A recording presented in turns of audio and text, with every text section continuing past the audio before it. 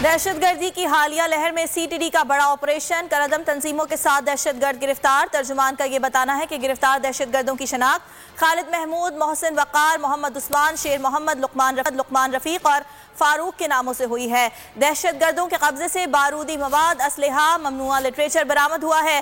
तर्जुमान का यह भी बताना है कि मुल्जिमान सूबे के हसास शहरों में दहशतगर्दी की मनसूबाबंदी में मुलव्वस हैं। रवां हफ्ते मुख्तलिफ शहरों में 443 कॉम्बिंग ऑपरेशन किए गए। कार्रवाइयों के दौरान 19,630 मुश्तबा अफराद को चेक किया गया। 90 अफराद को करदम तंजीमों से ताल्लुक रखने के हवाले से गिरफ्तार कर लिया गया।